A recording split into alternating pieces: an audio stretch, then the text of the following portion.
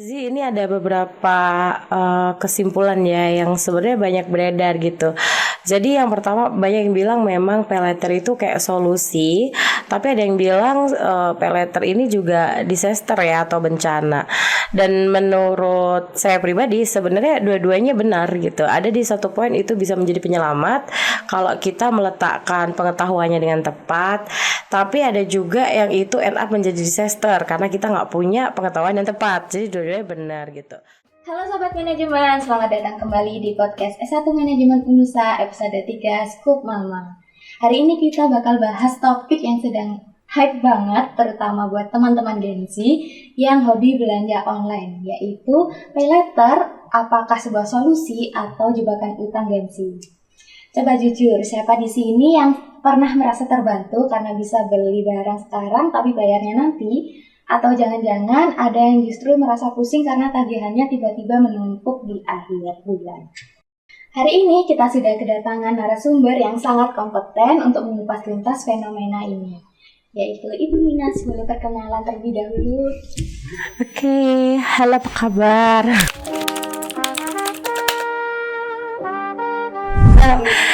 Oke, nama saya Ninas, dosen di Prodi S1 Manajemen, konsentrasinya di Manajemen Keuangan di Universitas Nahdlatul Ulama Surabaya. Selamat datang Ibu. Sebelum kita bedah lebih dalam, saya sempat baca komentar netizen nih. Ada yang bilang kalau paylater itu penyelamat saat tanggal tua, tapi ada juga yang bilang kalau itu merupakan awal dari kehancuran finansial. Menurut Ibu, kenapa sih fenomena ini bisa sampai menyentuh angka kredit puluhan triliun rupiah di akhir 2025 kemarin? Oke. Ini ada beberapa kesimpulan ya yang sebenarnya banyak beredar gitu. Jadi yang pertama banyak yang bilang memang paylater itu kayak solusi, tapi ada yang bilang paylater ini juga disaster ya atau bencana. Dan menurut saya pribadi sebenarnya dua-duanya benar gitu. Ada di satu poin itu bisa menjadi penyelamat kalau kita meletakkan pengetahuannya dengan tepat, tapi ada juga yang itu end up menjadi disaster karena kita nggak punya pengetahuan yang tepat. Jadi dua-duanya benar gitu. Nah, kalau kenapa angkanya bisa makin meningkat, nah itu sebenarnya faktornya banyak ya, terlepas dari kondisi sekarang emang lifestyle-nya juga dan banyak pengaruh media sosial pasti kan. Pasti pernah juga nggak Kak, tiba-tiba buka aplikasi apa gitu tiba-tiba muncul iklannya tuh iklan ya pernah lihat nggak kayak di TikTok gitu kan suka ada kan, awalnya kita lihat-lihatnya misalkan tentang drakor gitu atau idol gitu, tiba-tiba di tengah-tengah ada iklan mau solusi cepat gitu, pakai dana tunai pakai paylater gitu kan ada ya gitu. Nah jadi penyebabnya apa itu ada multivariabel gitu. Selanjutnya, kalau kita lihat di e-commerce atau aplikasi makanan itu juga kan opsi paylater ini selalu muncul paling depan ya Bu. Kalau dari manajemen keuangan ini, apakah sebenarnya buy now pay later ini bisa dianggap sebagai instrumen keuangan yang wajar? Atau malah berbahaya? Sama kayak tadi ya, sebenarnya kayak depends ya, tergantung. Jadi paylater itu memang menguntungkan, tapi memang dari point of view pasti dari penyelenggaranya gitu ya, karena kesannya tuh di kita sebagai customer atau kalau kita lagi bahas sekarang Gen Z, kesannya jadi kayak paylater nih kayak ngasih tambahan uang kan. Dia sistemnya sebenarnya mirip kayak yang sudah ada kayak credit card gitu, cuman kalau ini lebih bahaya. Kenapa? Karena aksesnya lebih gampang, siapapun bisa akses, kemudian pengajuannya cepet gitu ya, kemudian syarat-syaratnya kan juga nggak sesusah kalau zaman dulu kartu kredit ketika saya masih awal-awal kerja gitu ya, atau dulu waktu saya masih kuliah aja, bahkan ketika kuliah lanjutan gitu ya, di usia itu sudah matang, sudah punya penghasilan sendiri, tapi kalau mau ngajuin kartu kredit itu masih susah dan mikirnya berkali-kali lipat karena kita tahu ada resiko jangka panjang yang akan kita tanggung kalau kita nggak bertanggung jawab melunasi kreditnya gitu. Nah, sedangkan sekarang sistem yang agak serupa, kredit ngutang juga kan sebenarnya, paylater ngutang juga, tapi kemudahannya lebih banyak gitu. Jadi kalau dari point of view kita yang lihat dari sebagai konsumen ya, ini agak bahaya karena kesannya jadi kayak kita tuh punya extra money gitu. Kesannya kayak misal nih yang Gen Z misalkan udah punya uang dari orang tua nih, misalkan sebulannya 5 juta gitu ya. Tapi karena kena iming-iming ini itu gitu kan, jadi kayak teman aku nih habis beli ini baru kayak pengen deh FOMO. Nah tuh jadinya ikut cari-cari di e-commerce, terus ternyata ada bisa pay later loh gitu, terus diajuin gitu ya. Nah ternyata di approve, akhirnya kebelilah, padahal sebenarnya duitnya aslinya sebulan cuma punya 5 juta. Karena barangnya mahal jadi ada pay later. Kemudian pay later limitnya gampang banget juga naik kan sekarang. Jadi kita misalkan udah punya 5 juta terus jadi ditambahin ada lagi pay later kayak dikasih 3 juta misalkan. Kesannya kita punya duit 8 juta, padahal sebenarnya enggak. Padahal sebenarnya 3 juta itu adalah duit yang harus kita bayar ke depannya, yang mana nanti itu akan menggerus uang kita yang 5 juta ini kan per bulan, tapi di bulan-bulan berikutnya karena bayarnya kan baru nanti, namanya pay later kan gitu. Nah itu yang justru betul, justru lebih bahaya. Berarti masalahnya bukan di aplikasi saja ya Bu, tapi di perilaku konsumen. Ya aplikasinya juga sebenarnya. Kalau aplikasi salah nggak salah enggak ya, karena itulah kenapa sebenarnya sebelum kita memakai apapun, aplikasi apapun, kita harus punya mindful gitu ya, kesadaran bahwa saya harus bertanggung jawab atas apa yang saya lakukan di aplikasi ini misalnya. Nah kadang kan kalau kita mau bikin aplikasi pasti kita disuruh sign up dulu kan, sign up, dan itu kan sebenarnya banyak juga ya peraturan yang kecil-kecil yang kita kadang nggak lihat, kayak ya udahlah setuju gitu ya. Sama kalau misalkan ditawarin kayak apply sekarang dapat limit 10 juta 15 juta, wah apa nih gitu kan, lumayan 15 juta bisa buat beli merek handphone terbaru nih misalkan, kita daftar beli padahal sebenarnya belum tentu butuh misalnya. Tapi karena kemudahan aplikasi dan ditambah kita yang kurang aware gitu, yang kita yang kurang bertanggung jawab secara personal ya, jadinya ya udah deh pakai aja gitu. Tapi itu akan menjadi nggak masalah kalau misalkan penggunanya memang paham resiko dan tanggung jawabnya. Kalau misalkan pay later itu dipakai buat orang-orang yang let's say sudah lebih mature secara pengetahuan keuangan, dia akan memakai itu supaya lebih ringkes. Karena sebenarnya pay later kan banyak promonya kan, jadi gratis ongkir misal gitu-gitu kan, lebih banyak kan. Nanti kalau pakai pay later dapat potongan, nah itu kan menguntungkan gitu. Nah banyak orang yang pakai itu juga, tapi dia sadar bahwa gue cuma mau ngambil untung itunya doang tuh, ntar kalau pas waktunya bayar dia tetap punya duit buat bayar, jadi nggak masalah. Tapi yang masalah juga itu ketika pay later tuh nggak cuma di satu aplikasi kan, ada aplikasi lain ada pay later lagi, aplikasi lain ada pay later lagi. Awalnya kita cuman punya di satu aplikasi nih, oke, utang kita misalkan cuma 10 juta gitu ya, tiba-tiba kita download aplikasi yang lain ya kan, ikut apply lagi, nambah lagi, kita pakai lagi, nambah lagi, padahal tanpa kita sadari ini jumlahnya udah di luar kemampuan kita buat nyicil atau buat melunasi gitu. Apalagi kalau ternyata yang pakai masih belum settle secara keuangan atau belum punya pendapatan tetap gitu misalnya, wah itu lebih bahaya gitu. Jadi apakah aplikasinya juga memicu? Ya bisa jadi iya gitu, tapi ya itu kan tujuan bisnis ya memang supaya kita banyak pakai kan gitu. Baik, seperti yang Ibu katakan tadi itu kan pay later itu uang tambahan. Padahal utang itu yang harus dibayar di depannya. Nah kira-kira apa saja Ibu red flags atau tanda-tanda kalau seseorang sudah mulai terjebak utang pay later yang nggak sehat? Tanda-tanda yang kelihatan nih maksudnya dari denda atau biaya layanan, kebiasaan bayar utang dari gali lubang tutup lubang. Maksudnya tuh kalau kita mau lihat nih orang punya, dia lagi punya tanggungan atau enggak gitu maksudnya. Honestly speaking ya, kayak biasanya nih kalau ini secara psikologi memang ada orang yang kalau terlilit utang dia biasanya akan lebih cranky, kayak lebih gampang cranky tuh lebih gampang marah-marah gitu. Apa dikit banyak pikiran, sensi. Jadi kayak padahal kok marah-marah sih, padahal ini tuh nggak apa-apa loh, ini tuh nggak yang gimana, tapi dia lebih gampang tersulut emosinya, lebih gampang marah-marah. Terus itu juga bisa dipicu karena biasanya kalau orang punya hutang kemudian itu menjadi beban buat dia, which is kalau orang punya utang kan banyak, tapi nggak semua orang menjadikan itu beban karena dia tahu dia bisa bayar. Nah untuk beberapa orang yang punya utang dan dia nggak bisa bayar, biasanya akan mengganggu istirahatnya dia, which is susah tidur. Nah kepikiran, susah tidur, jadi begadang-begadang, stres, hormonnya kacau gitu. Akhirnya susah juga secara sirkulasi di badan untuk memanage hormon stres gitu kan. Jadinya hal-hal apapun tuh jadi kayak kelihatan wah gitu mulu. Nah itu biasanya orang-orang kelihatannya tuh kalau di fisik kayak gitu. Kalau misalkan kita lihat red flag di orangnya ya, cuma kalau red flag dari apalagi ya dari sikap ya biasanya bersin. Jadi sih kalau orangnya justru kelihatannya malah kalau ke orang lain ya, ke teman sekitar biasanya ya gitu, dia kayak gue pinjem dong. Terus teman saya iya kan pinjem. Terus ntar pinjemnya belum selesai dia pinjam ke sana lagi, pinjam ke sana. Jadi kayak di mana-mana. Nah itu biasanya ciri-cirinya orang punya banyak utang numpuk, nggak pernah ya semua utang numpuk atau terjerat pinjol. Biasanya gitu ciri-cirinya, kayak tantruman orangnya kalau istilahnya tuh. Anak sekarang ngomongnya apa ya? Ya tuh kayak apa tuh istilah anak sekarang kalau yang gampang marah apa namanya? Ada nggak?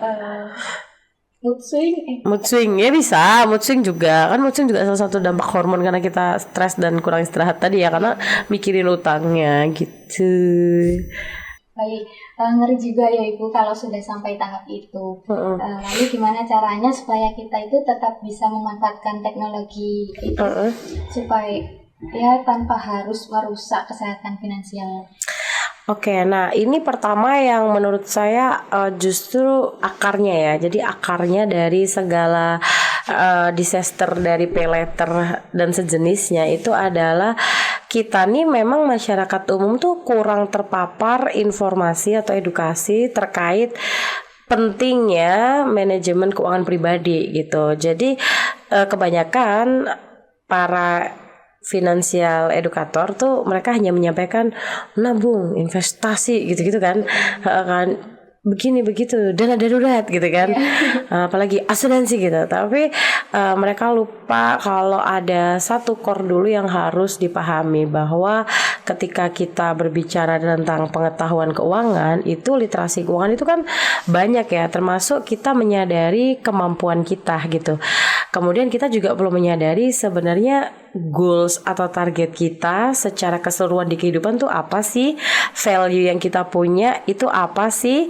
Setelah itu baru kita jadi bisa mengarah ke kayak goal-goal kita, termasuk ke finance gitu, ke keuangan kita maunya apa sih. Dengan itu kita jadi punya target nih, oh saya mau mencapai ini, saya mau mencapai ini. Ketika kita udah tahu targetnya, kita jadi ngukur kan kemampuan kita tuh segimana gitu. Dan kalau tadi saya bilang kita harus tahu value kita, itu termasuk the whole value di kehidupan ya.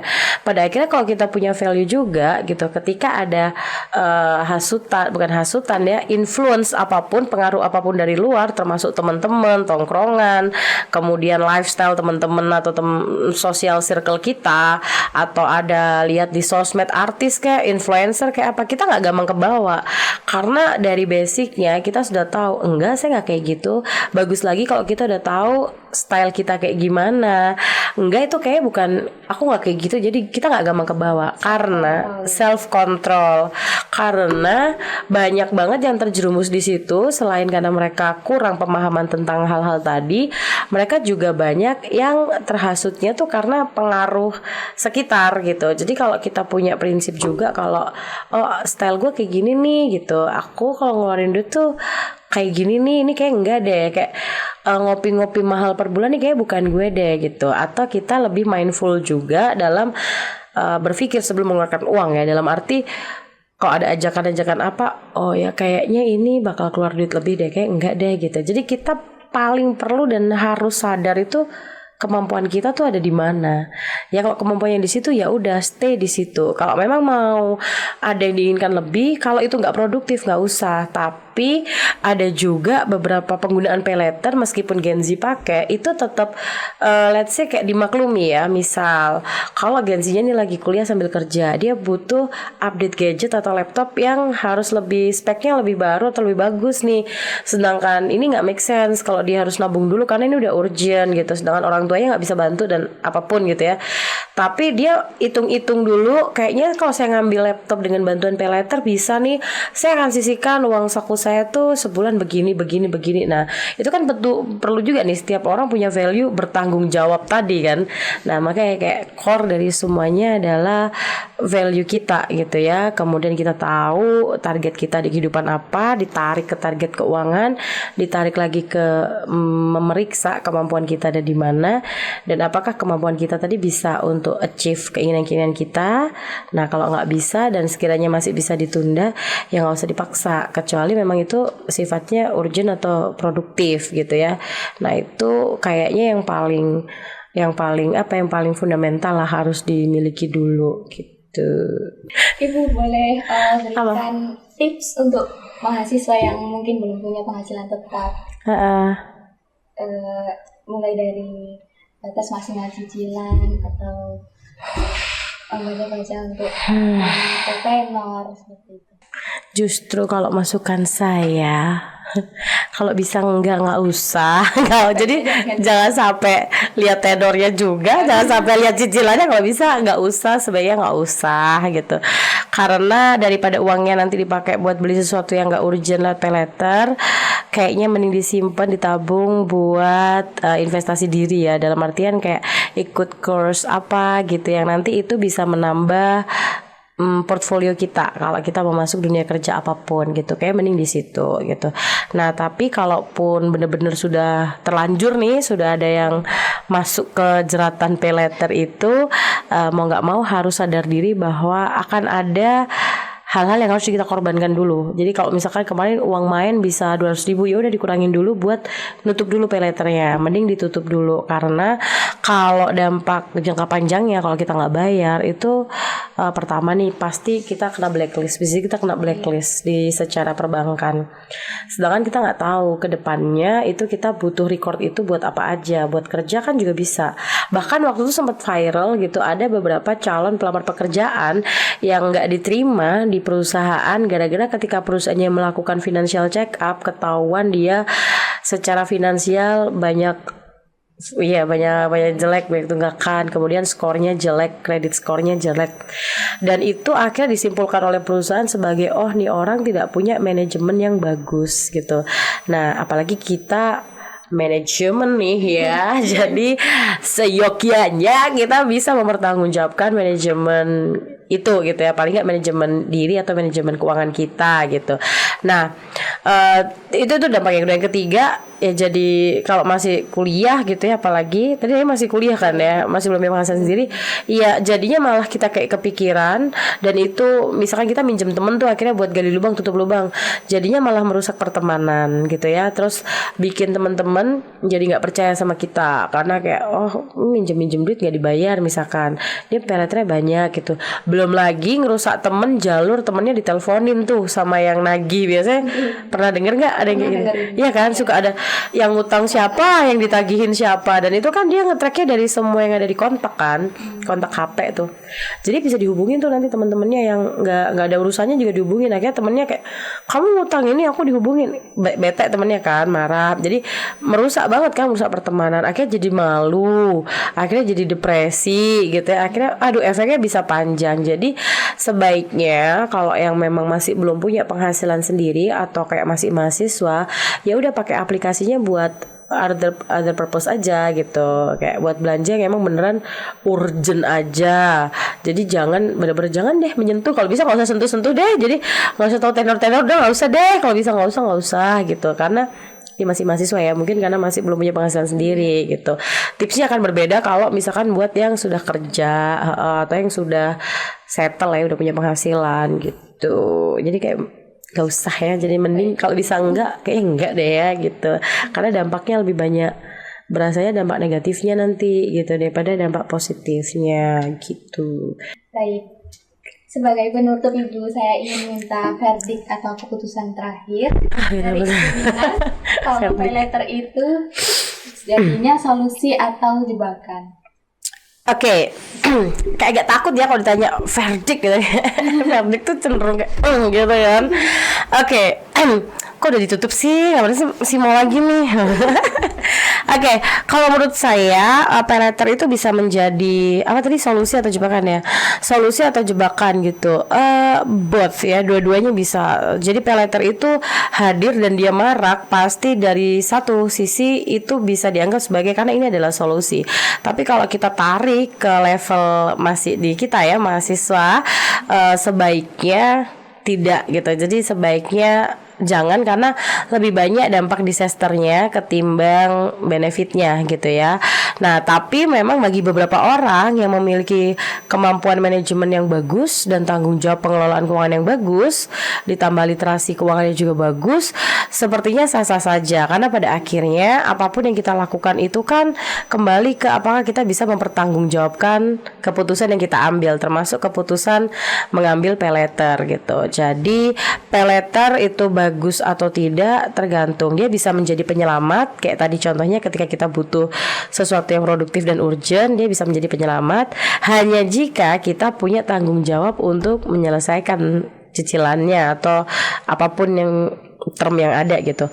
Tapi akan jadi disaster kalau kita cuman ngikut aja, kayak arus ya, ngikut aja. Oh lagi pada FOMO, pada punya itu, beli mumpung ada pay letter, lifestyle temen aku gak mau gitu, nongkrong bisa pay letter, nah itu kayaknya enggak. Jadi jangan diambil kalau kita masih ngerasa apapun keputusan kita masih driven by nafsu gitu ya, nafsu belanja gitu ya, pengen gitu, kayaknya mending gak usah. Jadi menurut saya perlu kebijaksanaan dan tanggung jawab untuk kita decide mau ngambil pay letter atau enggak gitu, dan sadar-sadar untuk mengukur kemampuan finansial kita sendiri.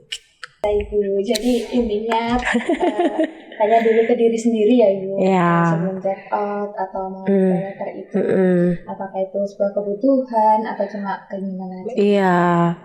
Baik, terima kasih banyak Bu. Terima kasih atas ilmu dan insight-nya hari ini. Sama-sama. Baik, untuk pesan utamanya, pay letter itu bukan musuh, tapi juga bukan teman yang selalu aman.